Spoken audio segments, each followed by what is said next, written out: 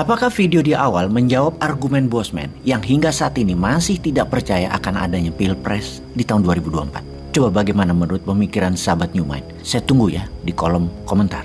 Oke, kita lanjut. Kita juga sering berkerut kening mengapa penguasa memilih orang-orang yang menjabat bukan berdasarkan meritokrasi. Atau apa itu meritokrasi, itu dijelaskan dulu. Diberikan kepada mereka yang punya kemampuan dan punya integritas. Namun faktanya dipilih berdasarkan patronase atau orang yang nurut pada penguasa walau tidak punya kemampuan.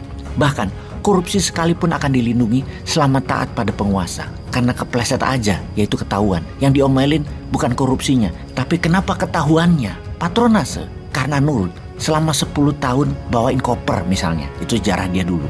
Nah, jadi deh komisaris, jadi deh eselon 1. Kalau misalnya orang tersebut punya kekuatan karena punya konstituen, punya follower, atau punya partai, walau nggak bisa apa-apa, namun nurut, tuh jabatan dikasih. KPI atau performan indikatornya, yaitu taat dan nurut, bukan pembangunan. Kalau pembangunan gampang, pakai proyek dan para orang-orang yang nurut itu dikasih kelolaan proyek. Yang paling enak adalah pakai orang asing di belakangnya, pakai dana asing di belakangnya, pakai tenaga kerja asing, pakai mesin asing. Lah kalau dikasih mereka gak ada yang jadi, mending dikasih asing, main bersih aja. Dan nanti ada uang pelumas dari asing tersebut. Nah itulah uang yang buat putaran di dalam negeri.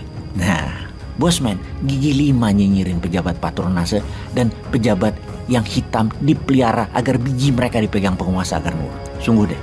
Kembali ke uang pelumas. Korupsi itu pelumas pembangunan merupakan kalimat yang keluar dari seorang stand up komedi papan atas yang membuat saya tertegun.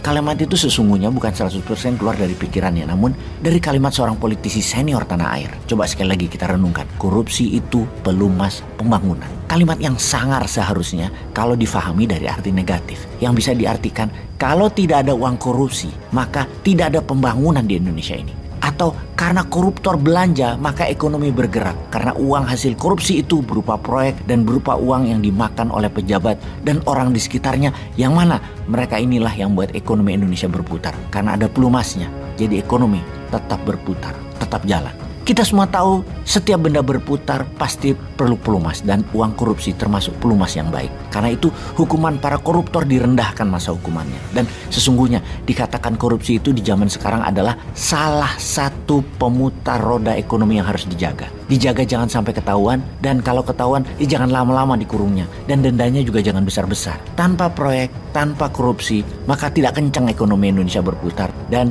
dari sini kita pahami mengapa nggak berani printing money. Karena kalau caranya begini, printing money akan membuat inflasi. Namun kalau berbasis produksi ya tidak ada inflasi. Sekali lagi, karena tidak ada produksi, hanya pembangunan yang menggunakan dana asing, produk asing dan orang asing, maka pembangunan terlihat jalan dan ada uang pelicin yang sekitar 20%-an untuk dimainkan oleh pejabat yang patronase tadi yang menjadikan bagian pelicin ekonomi. Faham kita. Urusan semua BUMN yang mengerjakan proyek pada bangkrut, semua itu bukan masalah. Yang mana logikanya adalah kalau ada pekerjaan, maka dapat diartikan ada uang masuk ke perusahaan kontraktor dan subkontraktor yang merupakan BUMN tersebut. Tapi kok malah bangkrut semua? Atau untungnya nggak ada? Padahal proyeknya triliunan, selama setiap tahun triliunan. Kok merugi? Masih belum sadar juga ya bahwa selama ini proyek yang dikatakan untuk meningkatkan produksi ternyata tidak tumbuh seperti yang diharapkan pertumbuhannya. Apa jangan-jangan memang tidak ada grand design negara ini bertumbuhnya, yang ada hanya terlihat membangun gitu aja kan ya. Oke, sehubungan dengan ini semua, apa komentar sahabat? Oh, hater juga boleh komen kok, tapi mukanya yang jelas, nama yang jelas. Tidak makan uang negara yang pasti. Jangan pakai yang foto anjing, gambar cewek cantik, followernya cuma 1, jangan. Oke,